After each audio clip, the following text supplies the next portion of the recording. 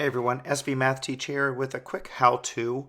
I realized that I could give you a few examples of what positive, negative, and no correlations look like, and I could do it pretty quickly. So I have a small little worksheet here I made up for my classes.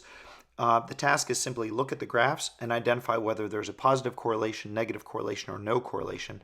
I'm going to use a plus sign for positive, negative sign for negative, and an NC for no correlation. And watch this. I'm going to actually do this problem with the highlighter.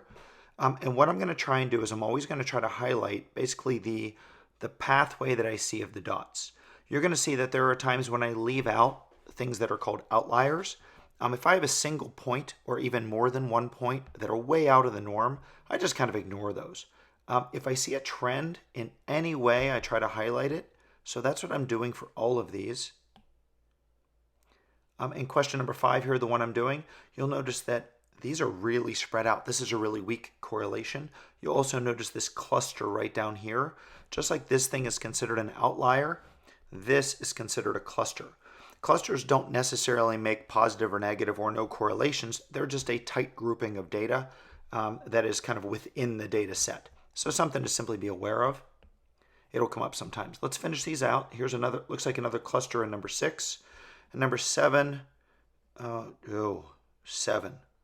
I don't know what's going on in number 7, so I'm going to just not do anything there. Number 8 looks like it's only in that one quadrant. That's kind of weird. And number 9, I have an outlier again, so I'm not going to highlight that one. So here's how I would classify these, right? Remember, I'm a pro. I do this for a living. So I'm going to call this a positive correlation because it goes up and right. Positive correlation, up and right. This would be a negative correlation because it goes down and right. Same thing over here, negative correlation because it goes down and right. Down here, negative correlation, it goes down and right.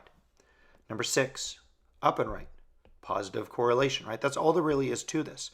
Now number 7, remember it was a mess. I'm going to call that NC, no correlation. Those dots are all over the place. There's no real pattern at all. So I just, no correlation, moving on. Number 8, even though these other quadrants aren't used, that doesn't stop the fact that there's definitely a pattern here. So this is still a positive correlation. And this one is a negative correlation.